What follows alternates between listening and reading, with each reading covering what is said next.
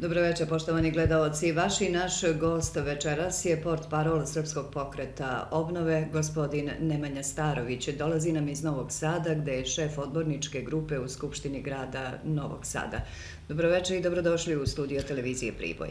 Dobro večer, zahvaljujem se na pozivu i zaista mi je veliko zadovoljstvo da gostujem, čini mi se po prvi put na televiziji Priboj, siguran sam da neće biti poslednji. Da, po prvi put. Ne znam da li ste prvi put u Priboju, kao našem mestu življenja, ali znam da ste posle samo 15 dana od imenovanja na mesto portparola Srpskog pokreta obnove došli u Priboj, pa kojim povodom i otkuda to da se Priboj našao na početnom spisku mesta u čiji ste obilazak krenuli?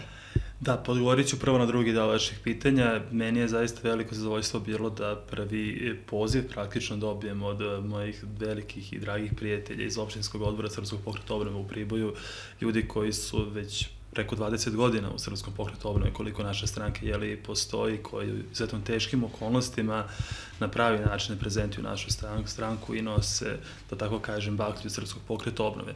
Mi smo kao stranka krenuli upravo ovih dana u promociju jedne male kampanje, tako smo je nazvali, pod nazivom Prvo porodica. To je kampanja kojom želimo da skrenemo pažnju ukupnoj javnosti Srbije na problem svojevrsnog zapostavljanja onih zdravih porodičnih vrednosti u našem društvu. Prosto mi se kao država i kao društvo krećemo u pravcu evropskih i evroatlantskih integracije. To je nešto što je u svakom slučaju pozitivno i blagotvorno i za našu državu i za naš narod. I Srpski pokret obnove kao stranka tom procesu daje aktivan doprinos. Ali u isto vreme želimo da skrenemo pažnju na to da svi mi moramo učiniti sve ono što je u našoj moći da napredujući u tom procesu, u tom pravcu modernizacije, kretanju ka razvijenim društvima Zapada, nekako usput pored puta ne ostavimo te divne i lepe hrišćanske i porodične vrednosti koje su naš narod oduvek krasile. Mi kada kažemo prvo porodica, a to je slogan naše kampanje, mi želimo da istaknemo da po našem dubokom uverenju, a mi Srpskog pokreta obnove zaista to verujemo, zdrava i vitalna porodica jeste najvažnija društvena institucija i bez zdrave i vitalne porodice nema ni jake države Srbije, nema ni prosperitetnog društva, toga svi mi moramo biti svesni. A koliko je porodica u Srbiji danas zdrava i vitalna, kako vi kažete?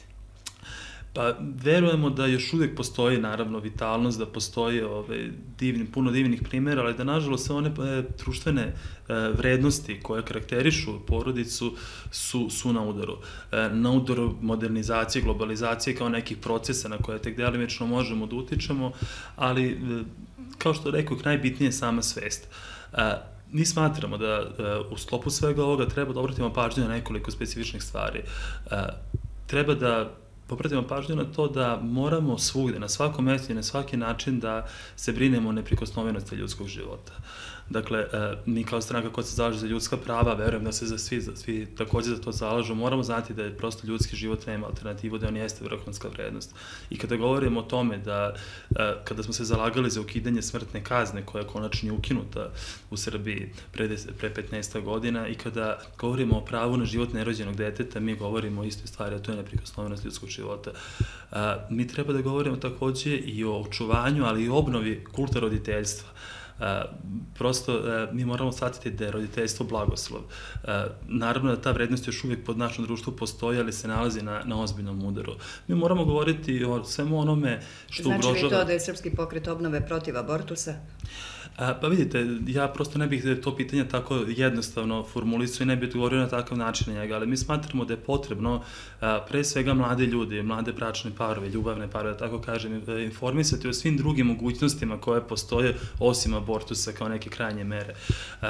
Ja ću vas podsjetiti na činjenicu da trenutno od 4 nerođene deteta u Srbiji samo jedno od 4 dođe na kraju na svet. Dakle, u 3/4 slučajeva trudnoće se prekidaju. Najveći broj prekida trudnoće ili ubistava, ako tako želite da kažete, se dešavaju upravo u braku. Dakle, abortus se koristi kao mera kontracepcije i kao kao mera planiranja porodice, što je apsolutno neprihvatljivo, jer prosto sve to može da se čini na drugi način. Postoji danas u 21. veku toliko drugih načina da se sprovodi kontracepcija i planiranje porodice, a ne da dolazi do ubistva deteta koje je već začeto. Dakle, to je jedna veoma ozbiljna tema, bez želje da budemo na bilo koji način ekstremni, bez želje da bilo koga osuđujemo, prosto bez želje da se bavimo bilo kakvim zabranama u krajnjoj liniji, prosto želimo da utičemo i da apelujemo na svest o tome da prosto život nema alternativu i da život mora biti vrhovna vrednost. Nismo protiv nečega, mi smo za nešto, odnosno u ovom slučaju za život. Kada govorimo dakle o toj kampanji, ona ima toliko svojih aspekata i toliko dimenzija koje pokriva. Mi govorimo i o kvalitetu urbanog života. Ja dolazim iz jednog grada na severu naše države, gde je upravo na inicijativu Srpskog pokreta obnove i odborničke grupe, čiji sam šef, zabranjena prodaja alkoholnih pića nakon 23 časa. Godinu dana nakon toga, posle pozitivnih efekata koji su se vidjeli, gradonačelnik Beograda, gospodin Dragan Đilas, odlučio za tu meru takođe da zabrani prodaju alkohola, čini mi se čak posle 22 časa u Beogradu, čak i nešto, jedan stepen oštrije. Slično se desilo i u gradu Šapcu, verujem da će biti uskoro i u drugim gradovima u Srbiji. A zašto je to pitanje spalo na nivo lokalnih vlasti, da oni o tome odlučuju, a ne država? Pa ja mislim da to jeste isključivo pitanje koje mora spajati u dome lokalne samouprave. Svi se mi zalažemo za neku vrstu decentralizacije, za osnaživanje lokalnih vlasti, a onda kad dolazimo do nekih toliko životnih pitanja koje se na direktan način tiču svih nas i koje se odnose na kvalitet našeg života, onda prosto nismo spremni na te nadležnosti lokalne samouprave konzumiramo ili da ih prihvatimo na taj način. Dakle, što se tiče Srpskog pokreta obnove, mi ćemo insistirati, dakle, ne samo u ovim gradovima koje sam nabrojao, već ćemo insistirati u svim gradovima gde imamo tu vrstu političkog uticaja i političkog kapaciteta, da naše gradove upodobimo, da ih primerimo pristojnom porodičnom životu. Dakle, tu mislim na pristojan život porodica u celini, naše dece, naših mališana, kao i naših najstarijih. To mora biti prioritet, a naravno da niko nema ništa protiv nekakvog noćnog provoda, samo za noćni provod postoji vreme i postoji mesto. To vreme ne može biti cele noći i to mesto ne može biti bilo gde na području grada, već samo tamo gde ne ugrožava miran san i miran odmor svih. Kažem, sve su to različiti aspekti ove kampanje koja je tako dosta široko postavljena i zove se Prvo porodice, koju smo, kažem, evo, upravo ovih dana krenuli u javnosti da promovišemo. Nije to naravno jedini programski cilj, jedino strateško opredeljenje Srpskog pokreta obnove, ali prosto ovo su teme kojima se, čini mi se, niko na političkoj sceni ne bavi ili se ne bavi u dovoljnoj meri. A evo, kad smo već kod ove teme, pre nego što pređemo na drugu, malo pre ste pomenuli mlade ljude i kako njih stimulisati da pristupe osnivanju porodice, kada se jako teško zapošljavaju, kada i sa po 30-35 godina i dalje žive sa roditeljima, kako ti mladi ljudi da se odluče da osnuju svoju porodicu? Ja sam siguran da je nesumnjivo ekonomska situacija veoma teška i da prosto bez nekih osnovnih preduslova za život u smislu materijalne sigurnosti niko nije spreman da se odlučuje na tako neke ozbiljne životne poteze. Ja mogu govoriti sa aspekta ličnog iskustva. Ja sam u brak stupio sa 26 godina, godinu dana kasnije, malo više, dobio sam i svoje prvo dete i tako dalje. Da sam čekao da se, kako mi to kažemo, sve kockice poklope, neku potpuno materijalnu sigurnost i neko odsustvo bilo kakvih briga, verovatno bih čekao do svoje 40. godine da u brak stupim. Ne želim, kažem, ovom prilikom nikoga da osuđujem, ne želim nikome da namećem svoj način razmišljanja, ali prosto moramo biti svesni da naši roditelji, pogotovo naše bake i deke, kada su zasnivali svoje porodice, da su uslovi života bili daleko loši, da je budućnost bila daleko neizvesnija. Ja na ovaj način prosto ne želim da govorim da je sjajno, šta više verujem da stanje u državi, pogotovo sa aspekta socijalne politike, je nedopustivo, da su sve one naše nade koje smo imali tokom 90. godine, kada smo se borili za neku bolju, modernu, evropsku Srbiju, da su u velikoj meri izneverene, ali svi moramo prvo budućnost posmatrati kroz aspekta sebe, svoje porodice, kako danas izgleda i kako će izgledati za 10 godina, a ipak da ono što čini neku veliku politiku, da to ipak ostavimo u drugom planu. Dobro, još jedno pitanje kada je reč o porodici, po vama i po mišljenju Srpskog pokreta obnove, ko snosi najveću odgovornost, da ne kažem krivicu, za to što je porodica kao osnovna ćelija društva danas do te mere urušena? Može li se baš sve nadomestiti međusobnom ljubavlju, razumevanjem i brigom unutar porodice? Šta je zadatak države na tom planu?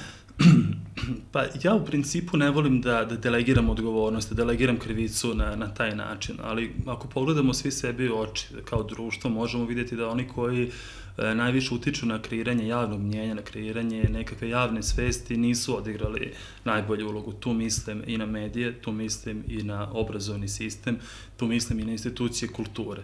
Prosto vrednosti koje se danas promovišu, vrednosti koje su na ceni su duboko antiporodične, da iskoristim i taj rogobatan izraz, jer ukoliko se kao vrhunske vrednosti promoviše takozvana pinko kultura, ukoliko se promoviše odsustvo bilo kakvog interesovanja, apatija mladih i sve ostalo, naravno da je prvi koji pati u svemu tome porodica. Takođe sve one pošasti modernog doba koje nas nalaze, poput narkomanije, poput alkoholizma, sve se to na vrlo negativan način odražava na porodicu, odnosno utiče na razbijanje porodice. Svi mi nosimo neku odgovornost za sve to, kažem ponajpre one institucije koje sam spomenuo, to su obrazovanje, to su mediji, kultura i tako dalje, ali kažem, pre nego što pristupimo delegiranju odgovornosti i krivice, mislim da se moramo pozabaviti time šta svako od nas može da učini, da to bare malo usporimo ako ne možemo da preokrenemo. Mislim da je i na svima nama koji se bavimo društvenom životom i na medijima da prosto promovišemo nekakve dobre i pozitivne primere pre nego li da se osvrćemo za onim što je loše. Osim porodice, drugo pitanje, druga tema na kojoj čini se istrajno potencira samo SPO, izvinjavam se, ako ne samo, onda je jedna od retkih političkih partija kojoj je pitanje otvaranja dosijeja bitno da se reši što pre. Zbog čega? Pitanje tajnih dosijeja koji su vođeni ne samo zadnjih 20 godina, već, hajde da kažemo, od 45. godine pa nadalje, jeste u samoj svojoj suštini pitanje ljudskih prava. I ja prosto ne mogu da verujem da svi oni koji se bore za neprikosnovenost ljudskih prava u Srbiji ne brane na isti način ove zahteve Srpskog pokreta obnove, ne podržavaju ih na isti način kada mi tražimo da se dosijeji koji su vođeni, dakle, proteklih decenija protiv ljudi, samo zbog toga što su imali drugačije političko mišljenje u odnosu na tadašnji aktuelni režim, da se ti dosijeji ne otvore. Prosto, kada govorimo o ljudskim pravima, moramo biti krajnje dosledni. Mi smo imali režim od 45. nadalje, a pogotovo nakon 90. godine i dolaska na vlast režima Slobodana Miloševića. Dakle, imali smo sistem gde su ljudi mogli da budu šikanirani, proganjeni, da se protiv njih vode nekakvi tajni dosijeji sa ko zna kakvim budalaštinama o njima, dakle, samo zbog toga što su bili protivnici režima. To je civilizacijski nedopustivo u svakom smislu, a ono što je najviše nedopustivo, tako kažem, i što je najapsurdnije od svega toga jeste da danas 10 godina, odnosno 11 godina nakon demokratskih promjena, nakon 5. oktobra, ti dosijeji još uvek nisu otvoreni. Za nas je to neshvatljivo. Sasvim sigurno da postoji otpori da se ti dosijeji otvore. Ja ću vas podsjetiti da je Srpski pokret obnove još 2004. godine, nakon što smo se vratili nekako u Skupštinu Srbije, pa i učestvovali, uzeli učešće u vladi Vojislava Koštunice prvoj, da smo mi pokrenuli upravo ovo pitanje, da smo podneli svoj zakon o otvaranju dosijeja i znate i sami šta se posle toga desilo.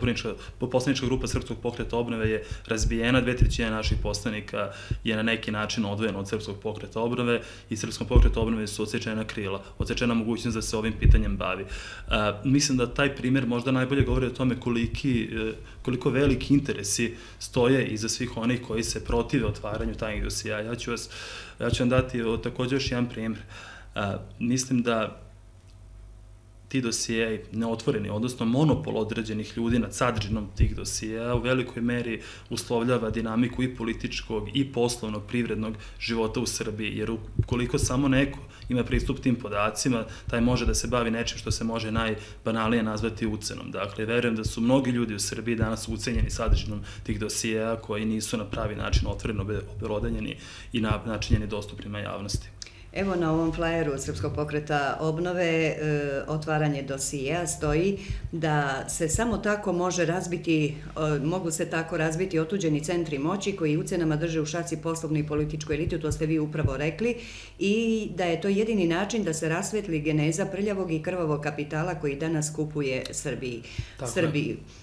Ko su ti otuđeni centri moći? Pominju se vrlo često, ali čini se da niko nije spreman da otvoreno kaže ko su ti centri moći. Tako je, pa to su u svakom slučaju određene frakcije službe bezbednosti, kako civilnih u smislu nekadašnje UDBE, sadašnje BIA, tako i vojnih službi. Ja ne želim da tvrdim da su te službe bezbednosti i dan danas zločinačke organizacije, a za vreme Slobodana Miloševića su sasvim sigurno bile, jer je njihov prevashodni posao bio državni terorizam, odnosno proganjanje pa i ubistva ljudi koji se nisu slagali sa režimom. Nije tu primjer samo Vuk Drašković, odnosno 2 atentata na njegovo ubistvo naših članova na Iberskoj magistrali. Imamo i stravičan primjer Ivana Stambolića, načina na koji je likvidiran upravo od ljudi koji su trebali da brane državu, dakle od službe bezbednosti. Dakle, ne želim da kažem da su te službe i dan danas takve i da je njihov glavni posao državni terorizam, ali mi u Srpskom pokretu obnove verujemo da postoje određeni izmešteni centri moći koji čine određene frakcije tih bivših službi bezbednosti koji još uvek imaju veoma veliku moć, jer prosto ucenjuju i poslovnu i političku elitu. Otvaranjem tajnih dosija mi bismo na pravi način saznali kako je stvaran taj kapital koji danas kupuje Srbiju, na koji način su stvorene te poslovne imperije, kako su neki ljudi koji su možda imali nekakve zanatske radionice ili trafike pre 20 godina za svega 4 ili 5 godina stvorili poslovne imperije, kako su stvorili taj novac, naravno na muci, nesreći, na ratu, zbog toga taj novac mi zovemo prljavim i krvavim novcem, a sada se sa tim novcem kroz proces privatizacije kupuje Srbija, on se pere i ti ljudi postaju, kako se već kaže, legitimni investitori. To je nedopustivo i mi pravo istinu nećemo saznati dok se dosijeji ne otvore. Sve su ovo veoma važni argumenti i možda mi treba malo više vremena sve to objasnim, ali za nas u Srpskom pokretu obnove je to veoma važno, jer prosto ne želimo da budemo osmatrani nekakvim pticama, zlosutnicama koje stalno ponavljaju nekakvu istu mantru, otvorite dosija, a da niko ne kaže šta je sadržaj i koliko su duboke reforme društva koje bi se desile nakon otvaranja tih dosija. Kažem, nas su često optuživali kad smo nakon 2000. godine, nakon 5. oktobra, često pokojnom premijeru Đinđiću govorili da pod hitno mora da uradi 3 stvari u Srbiji, da uhapsi Legiju, da uhapsi Legiju i da uhapsi Legiju. Nažalost, mnogi nas tada nisu razumeli i nisu nas ni poslušali, desilo se to što se desilo sa pokojnim premijerom. Takođe i sada govorimo da je potrebno otvoriti ta dosija, ne zbog toga što mi imamo nekakav svoj lični kaprice, zbog toga što imamo nešto protiv nekoga iz službe bezbednosti, već zbog toga što upravo suštinske reforme nikada ne mogu odpočeti bez otvaranja tog paketa istine iz 90. godine. A kako to da ni danas nema razumevanja za vaše zahteve i stavove, iako ste lojalan koalicioni partner? To je zaista pravo pitanje, to je nešto što mi pokušavamo da shvatimo. Naime, nama je od strane naših koalicionih partnera tokom prošle godine bilo obećano da će do kraja 2010. zakon o otvaranju dosija u svakom slučaju biti usvojen. Mi smo ga i podneli u identičnom obliku kao i 2004. godine. Dakle, ne menjajući ni jedno slovo na način na koji smo podneli vladi Vojislava Koštunice, mi smo podneli sadašnjoj vladi Mirka Cvetkovića naš zakonski predlog sa verom da će ta obećanja biti ispunjena i da ćemo do kraja decembra meseca imati usvojen zakon o otvaranju dosija. Nažalost, tada smo odbijeni na način da nam je rečeno da niko od naših koalicionih partnera nema ništa protiv naših zakonskog predloga, ali da ipak mora ući u redovnu skupštinsku proceduru, da ne može biti u hitnom postupku i da će na prolećnom zasedanju naš zakon, u svakom slučaju uz neke manje primedbe, biti usvojen. Kao što znate, prolećno zasedanje je već počelo, mi smo među vremenu dobili mišljenje od hajde da kažem, naših koalicionih partnera, koje se sastojilo u tome da je naš predlog u potpunosti odbačen i da nam je serviran jedan drugi predlog koji je, čini nam se, to smo potpuno ubeđeni, sačinjen u samom centru službe bezbednosti, predlog koji je za nas neprihvatljiv, predlog koji mi ni na koji način ne možemo prihvatiti. To prosto više nije zakon Srpskog pokreta obnove, to je nekakav drugi zakonski predlog. Kažem, to još uvijek nije ušlo u proceduru, to je jedan papir, draft dokument koji nam je dostavljen, sa kojim se mi apsolutno ne slažemo, jer u tom dokumentu, koji su same službe sačinile, u fokus zakona stavljen doušnik, odnosno njegova prava, umesto da je fokus zakona stavljena žrtva, odnosno prava svih nas koji smo bili žrtve tih službi bezbednosti protiv kojih su vođeni tajni dosije od 45. godine pa do 2000. a protiv nekih i posle toga. Dakle, kompletan pristup izradi zakona je promenjen, time je i suština zakonskog predloga promenjena i mi to nećemo moći da prihvatimo. Ono na čemu ćemo mi u svakom slučaju insistirati... A da li će to dovesti u pitanje vašu lojalnost? Naša lojalnost se ne dovodi u pitanje iz prostog razloga što... Znači ne razmišljate ni o kakvom vidu ucena? Ne, mi sa time kao stranka zaista nikada nismo bavili. Ja pozivam i vas kao i bilo kojeg predstavnika medija da mi kaže za protekle 3 godine koliko postoji vlada Srbije, postoji li jedan jedini primjer da je Srpski pokret obnove ucenio svoje koalicione partnere. Mi to prvo ne želimo da radimo, drugo nemamo ni taj politički kapacitet da se ucenama bavimo. Naravno da postoji ucena je, čini mi se, postala jedan uobičajeni metod funkcionisanja, dakle, na političkoj sceni Srbije. Nažalost, mislim, to samo slikava tu jednu nezdravu situaciju na našoj političkoj sceni, ali kažem, mi političke partnere nećemo ucenjivati, ali ćemo na svaki mogući način insistirati, objašnjavati da je neophodno, ne samo zbog Srpskog pokreta obnove, već zbog ukupnog zdravlja ovog društva i zbog evropske perspektive naše države, da se zakonski predlog sličan onome koji je Srpski pokret obnove podneo, dakle se takav zakonski predlog usvoji. Ja verujem da kao kad se radi o drugim zakonskim predlozima na kojima možda samo mi ili mi najviše insistiramo, da će u jednom momenti se uspostaviti da su to i zahtevi Evropske komisije i da nama bez takvih zakona, kao što je zakon o otvaranju dosije, nema ni kandidature za Evropsku uniju, a kamoli početka predpristupnih pregovora ili u jednom momentu u budućnosti punopravnog članstva u Evropskoj uniji. Čini mi se da ta politika uslovljavanja koju smo izloženi na strani Evropske unije, nažalost, ima i svojih pozitivnih strana, jer nekada sami kao država, tu mislim pre svega na državno rukovodstvo, nismo spremni da učinimo neke veoma važne poteze koje su pre svega u našem interesu. Tako je kad se radi o otvaranju dosija, tako je kad se radi o denacionalizaciji, odnosno povraćaju imovine, prosto nismo spremni da načinimo taj korak dok ne dobijemo uslovi iz Evrope. Evo, pomenuli ste povraćaj imovine, restitucija je još jedan od uslova za dobijanje statusa kandidata za članstvo Srbije u Evropskoj uniji i Srpski pokret obnove insistira na rešavanju tog problema, čini se i više od najjačih stranaka u vladajućoj koaliciji koje su takođe za ulazak Srbije u Evropsku uniju. Opet isto pitanje, zašto? Povraćaj nacionalizovane imovine jeste jedan od temeljnih programskih ciljeva Srpskog pokreta obnove, dakle od samog osnivanja pre 21 godinu. Prosto to čini onaj paket raskida sa komunizmom koji se još uvek kod nas nije desio.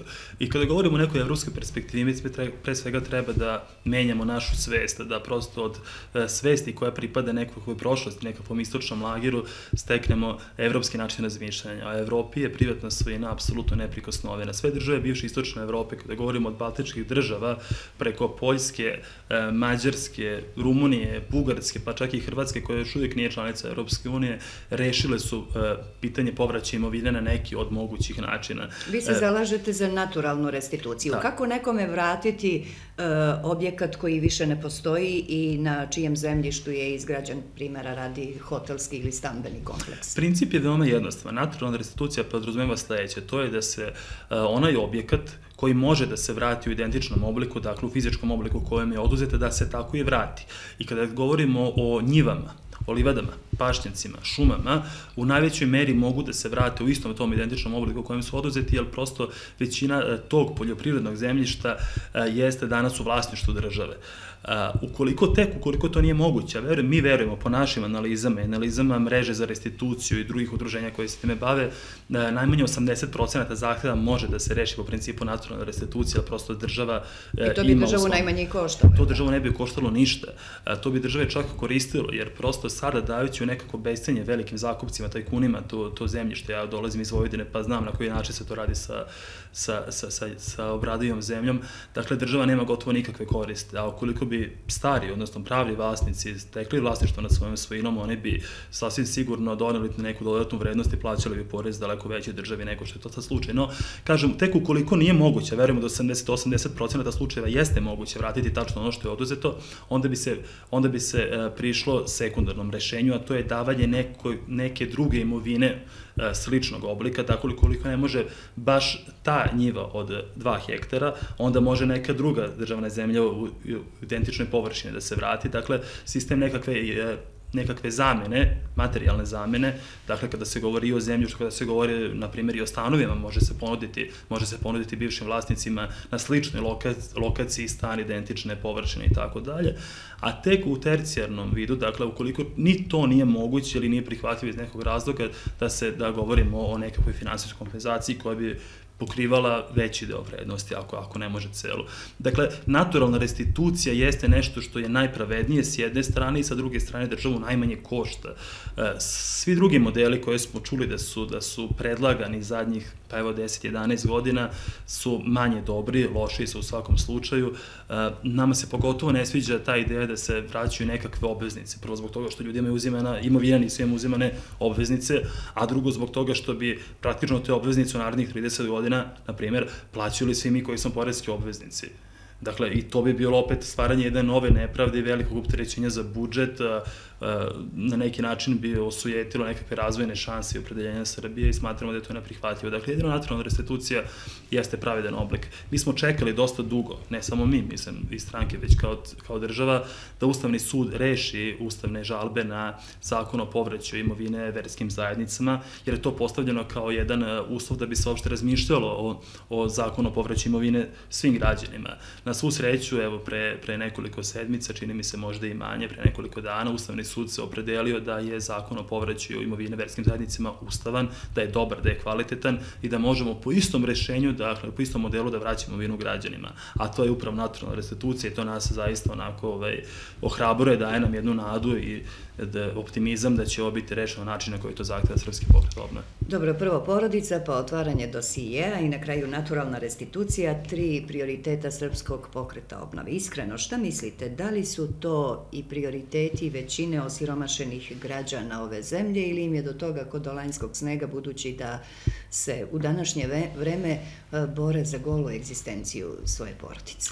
Ja verujem da je egzistencija porodice svakome na prvom mestu i da sve priče koje se dotiču politike, koje se dotiču nekakvih sistemskih rešenja koja će dati efekte sutra, preksutra ili u nekom srednjem roku ljudima nisu na prvom mestu ukoliko ne mogu da obezbede, ako ne kvalitetan, ono barem pristojan i normalan život za svoju porodicu. Što toga tiče, mi kao stranka prosto nismo u mogućnosti da ljudima nudimo novac. Ja sam svestan da putujući po Srbiji, da vidim da se često ljudi opredeljuju spram toga ko nudi više novca. To su veoma strašne stvari, ali opet kažem, nikoga ne želim da osuđim, jer čovek koji ne može da obezbedi topli obrok svoje porodice, naravno da je sklon tome da za 2 ili 3 hiljade dinara promeni svoje političko opredeljenje. Mi Srpskog pokreta obnove to nikad nismo mogli, nismo želeli da radimo i prosto to neće biti metod našeg delovanja. Ali opet duboko verujem da ova politička rešenja koja nudimo u krajnjoj instanci vode ka boljem životu i pristojnijem, normalnijem i moralnijem životu svih nas. A kako ocenjujete učinke sadašnje vlade Srbije? Kakvi su njeni rezultati u oblasti ekonomije? Da li je moglo tu više da se učini? U svakom slučaju je moglo više i svako od nas koji bi rekao da je zadovoljan učinkom vlade Srbije bi verovatno bio neiskren. No sa druge strane ja ne mogu ni da upućujem žestoke kritike na rad vlade jer sam svestan okolnosti u kojima je vlada delovala. Dakle, da se ono što je bio predizborni plan, što je bio program koalicije za Evropsku Srbiju koja predvodi vladu, u kojoj je učestvovao Srpski pokret obnove, prosto iz objektivnih razloga nije moglo u punoj meri da se ostvari, jer je mandat vlade počeo, dakle, nakon izbora 11. maja 2008. godine, a da nas je svega nekoliko meseci nakon toga ceo svet uzdrmala žestoka finansijska kriza koja je posle uzrokovala veliku ekonomsku krizu, te krizu investicija i svega ostalog. Nije to naravno opravdanje, ali jeste jedna objektivna okolnost koja je obeležila gotovo čitav mandat ove vlade Srbije. Narod ne živi onako dobro kao što bi želeo, narod ne živi onoliko dobro koliko zaslužuje i svi mi nosimo određenu odgovornost za to u skladu sa svojim političkim kapacitetima. Srpski pokret obnove sa svoja 4 poslanika u Skupštini i jednim ministrom u vladi sasvim sigurno ne može nositi puno breme odgovornosti.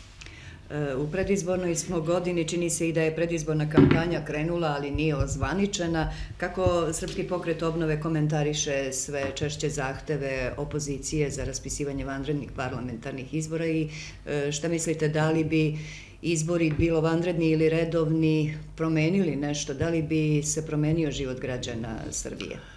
Pa prvo ja mislim da je za Srbiju dobro i blagotvorno da konačno imamo jedan normalan i uobičajen izborni ciklus gde će vlada koja je dobila podršku građana imati pune 4 godine da ta svoje obećanja ostvari, ne ostvari ili ih ostvari u određenoj meri. Mislim da je to za demokratski, za sistem parlamentarne demokratije u Srbiji dobro i blagotvorno. Sad, posao opozicije naravno jeste da traži vanredne parlamentarne izbore i mi smo to kao opozicija, dok smo bili u opoziciji, stalno činili, nekada uspevali u tome, nekada ne, ali meni se, iskreno govoreći, čini da ovi zahtevi opozicije nisu do kraja iskreni, da veoma često lideri opozicije naglas traže vanredne izbore, a u sebi se mole da do njih ne dođe. Jer kako drugačije tumačiti to da je predsjednik najveće opozicione stranke pre nekoliko sedmica stupio u štrajk glađu i žeđu, tražeći ne vanredne izbore da se raspišu odmah, već vanredne izbore za 8 meseci. U krajnjoj, u najmanju ruku neozbiljno, ali po meni opravdava ovo moju slutnju da ni opozicija prosto ne želi u ovom momentu da do tih vanrednih parlamentarnih izbora dođe i da ćemo po svoj prilici imati redovne izbore u prvoj polovini 2012. godine. Rekoh, krenulo si u predizbornu kampanju nezvanično, da li Srpski pokret obnove razmišlja o predizbornoj koaliciji, da li je tačno da ćete podržati Mlađana Dinkića i Ujedinjene regione Srbije kada je reč o njihovoj kampanji za decentralizaciju Srbije? Mi pre svega imamo partnerske odnose sa Demokratskom strankom sa kojom delimo iste vrednosti. Naravno da nismo srećni zbog svega što se u toj stranci dešava, kao što ne, oni sigurno nisu srećni zbog svega što danas čini Srpski pokret obnove, ali oni su pre svega naš strateški partner. Sad, što se tiče zahteva za decentralizaciju, mi nemamo potrebu da podržimo Mlađana Dinkića, njegovu staru ili novu stranku, ali želimo da podržimo princip, želimo da podržimo ideju decentralizacije, jer to je ono za šta se Srpski pokret obnove zalaže, tako reći, oduvijek. Mi smo još 1994. godine doneli svoju deklaraciju u Vojvodini kao prva stranka koja je definisala, sa centralom u Beogradu, koja je definisala svoj odnos prema autonomnoj pokrajini. Mi smo već 1996. godine smo izneli sve zahteve za povraćajem imovine lokalnoj samoupravi koja je Slobodan Milošević oduzeo i koja ni do dan danas nije vraćena, što je jedna od glavnih tačaka ove peticije danas Mlađana Dinkića. Mi smo još 2007. godine, pre 4 godine, smo doneli svoju programsku deklaraciju decentralizaciji vlasti u Srbiji, u kojoj smo izneli svoje viđenje suštinske decentralizacije i regionalizacije Srbije. Dok Mlađan Dinkić verovatno nije ni znao šta znači reč regionalizacija. Ne želim ovome nikoga da uvredim, prosto koristim to u nekom figurativnom smislu. Dakle, kada govorimo o tome da bismo mi bili srećni da se ova inicijativa Mlađana Dinkića nađe u Skupštini Srbije, mi to govorimo samo zbog toga što će to biti prilika i za nas da preko naših poslanika i preko amandmana koje ćemo podnositi izložimo sve ono što čini sadržinu naših viđenja suštinske decentralizacije, a ona se u velikoj meri razlikuje od onoga što kao svoj program nude druge političke stranke. U javnosti ima komentara da ta suštinska decentralizacija može biti od koristi samo sredinama koje su i u ovom trenutku razvijenije i bogatije. Primera radi Priboj, gde se danas nalazite, i Novi Sad u kome živite i radite, to je neuporedivo. Ovde, ne znam šta ste razgovarali sa stranačkim kolegama na radnom sastanku u opštinskom odboru Srpskog pokreta obnove, ali čini se da nikakva ni decentralizacija ne bi mogla da pomogne, budući da nemamo ni jednu razvijeniju granu privrede na koju se možemo osloniti. Decentralizacija nije rešenje za sve probleme koje postoji u nekom gradu, u nekom regionu, društvu ili državi u celini. Ali ono što je sasvim sigurno da decentralizacija daje rezultate. Ja ne govorim o decentralizaciji kao nečemu što se meni lično sviđa, što je nekome simpatično, što bi neko želeo da crta nekakve nove granice, već upravo zbog toga što decentralizacija dokazano daje rezultate, dokazano u svim državama Evropske unije koje najbolje funkcionišu tačno u onoj meri u kojoj su decentralizovane, i upravo zbog toga što i one države koje imaju dugu tradiciju centralizma, kao što je na primjer Francuska ili neke druge velike, razvijene i prosperitetne evropske države, u poslednjih nekoliko godina ubrzano pristupaju sopstvenoj decentralizaciji, baš zbog toga što ona daje rezultate. Daje rezultate zbog nekih prostih zakonitosti, a to je da što je neka instanca vlasti bliža građanima, to će bolje obavljati svoj posao. To je prosto dokazano, to je ono što je svetska, što je evropska praksa. Što je niži nivo vlasti na koji se neki obim sredstava troši, to će ta sredstva biti bolje utrošena, bolje usmerena, to će biti manje mogućnosti za malverzacije, korupciju i sve ostalo. Nije normalno da neko iz Beograda odlučuje o tome gde će se graditi neki javni, da li u Priboju, ili će to biti u Medveđi, ili će biti u Novom Sadu, ili u Zaječaru. To nije prirodno i to nije normalno i na taj način se stvara i velika korupcija i velika neefikasnost i veliko rasipanje sredstava. Mi se zalažemo za princip supsidijarnosti, što znači da sve oni poslovi koji mogu da se reše na nivou lokalne samouprave treba da se reše na nivou lokalne samouprave, a tek ono što ne može biti na pravi i najbolji način rešeno u samom Priboju treba da se rešava na nivou nekog regiona, nazvali mi njega okrugom, autonomnom pokrajinom ili kako već, dok tek u trećoj instanciji ono što ne može da se reši na tom nivou treba da se rešava na nivou države, jer ne može da se brine opština o odbrani ili o monetarnoj politici. Naravno, to je onaj princip suštinske decentralizacije koji mi zastupamo, a koji ne možemo da prepoznamo, nažalost, u inicijativama ovih drugih stranaka koje ste spomenuli. Decentralizacija i regionalizacija po vama ne donosi opasnost od menjanja granica ili eventualnog separatizma? Ne bi trebala donositi tu vrstu opasnosti. Svi mi u šali nekad znamo da kažemo da svako ko je hteo da se odvoji od Srbije već se odvojio.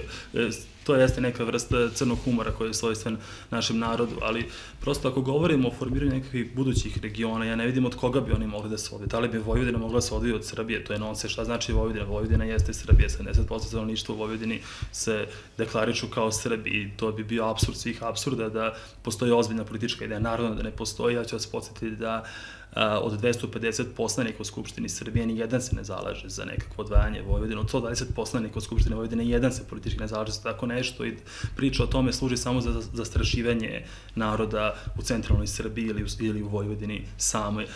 Kada govorimo o regionima, da li mi smatramo da će budući region Šumadije da se odvoji od Srbije? Pa kako može Šumadija da se odvoji od Srbije? Od čega? Da li će Beograd da se odvoji od Srbije? Po meni su to... A šta mislite za Sandžak ili Rašku oblast?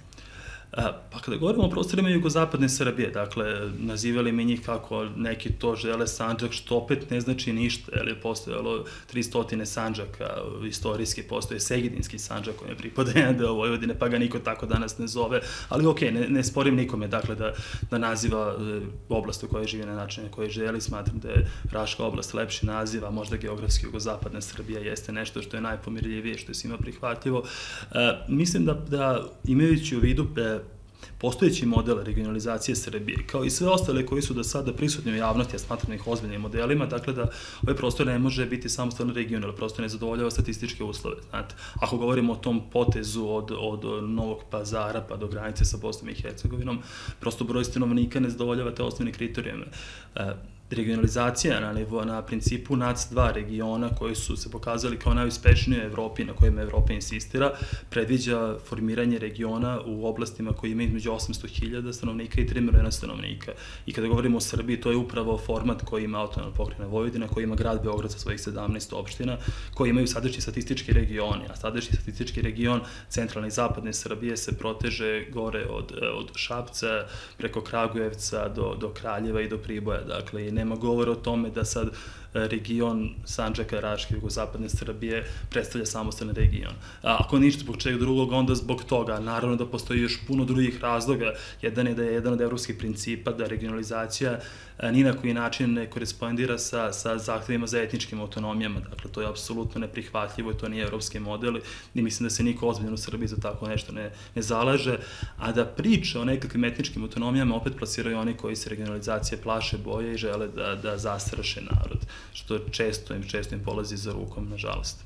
I još jednu temu koju sam želela da dotaknemo tokom ovog našeg razgovora, a vreme nam curi, jeste predstojeći veliki sabor na Ravnoj Gori i ove godine će ga organizovati Srpski pokret obnove.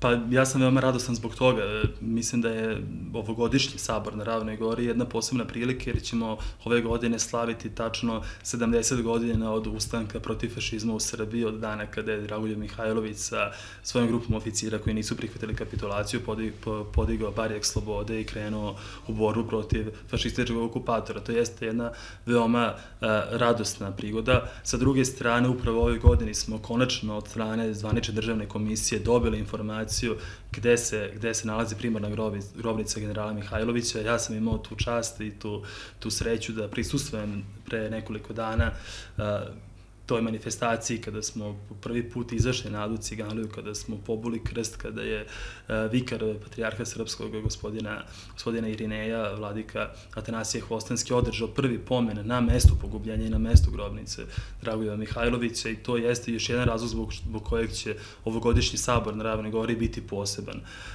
Mislim da svi mi treba budemo ponosni na ono što je Dragoljub Mihajlović, što je njegov pokret Jugoslovenske vojske u otadžbini postigao, na ugled koji je podario Srbije na taj način što je svrstan među najveći lidera Drugog svjetskog rata kada govorimo o savezničkim vojskama, na sva odlikovanja koje je dobio od strane američkog predsjednika Harrya Trumana, francuskog predsjednika Charlesa de Gaulle i ostalih velikih evropskih državnika, i mislim da je konačno i zasluga Srpskog pokreta obnove što je vraćen istorijski status ravnogorskom pokretu kakav ravnogorski pokret zaslužuje. Nismo do kraja zadovoljeni, naravno, sa svim zakonskim rešenjima, pre svega zbog toga što nisu primenjena u praksi, ali mislim da je ovo što smo do sada postigli kada se osvrnemo 20 godina unazad velika stvar, jer ipak istorijski udžbenici danas su daleko bolje od onoga kakvi su bili pre 15 ili pre 20 godina, i uopšte istorijska istina daleko više ima priliku da se pojavlja u javnosti nego ranije. A da li je to uticalo na rejting Srpskog pokreta obnove? Danas znamo šta je tu stranku pratilo za proteklih 21 godinu. Čini mi se da je najuspešnija bila 97. Tada ste imali 45 poslanika u Narodnoj skupštini Republike Srbije. Danas imate samo 4. Šta očekujete u narednom mandatu? Pa da li je bila najuspešnija 97 ili neka druga, to sad od toga bismo mogli otvoriti sudeći prema broju poslaničkih mesta. Da, po nekim istraživanjem koje sam ja pratio, najveću popularnost smo imali upravo nakon okončanja agresije 99. godine, nakon izlaska Srpskog pokreta. Da, ali 2000-te niste prošli ni cenzus. Da, naravno. Ono što hoću da kažem da mi kao stranka se prosto rejtingom nikada nismo vodili kao nekim primarnim interesom. Znate što želim da kažem time? Dakle, prosto koliko bismo se svaki put našli u dilemi, da li da kažemo nešto što nam donosi političke poene ili da kažemo istinu, mi smo se opredeljivali za ovo drugo. Govorili smo stvari koje se narodu možda nisu dopale, možda nisu svidjele zbog toga što su bile tmurne, ali tmura nam je bila i realnost koju mi nismo želeli da ulepšavamo. Sa druge strane, status male stranke koje danas imamo, male po možda broju nekih procentnih poena, ali svakako ne male po ponosu koji osjećamo zbog svega što smo učinili i po ambicijama koje imamo za budućnost, taj status nam omogućava da i dalje tu istinu govorimo na način na koji ja, nadam se, večeras govorim, na način na koji je Srbiji potreban. Mi uvažavamo to da neke daleko veće stranke imaju tu vrstu straha da možda ne smeju da kažu sve otvoreno. Možda se to može reći i za naše strateške partnere i mi zbog toga ne usuđujemo, ali želimo da kao stranka koja predstavlja neku vrstu demokratskog, proevropskog, prozapadnog korektiva dajemo tu vrstu doprinosa na javnoj sceni Srbije. Hvala vam što ste bili gost televizije Priboj. Svako dobro, puno uspeha u daljem radu. Poštovani gledalci, sa nama je bio Nemanja Starović, portparol Srpskog pokreta obnove. Hvala na pažnji i prijatno večer.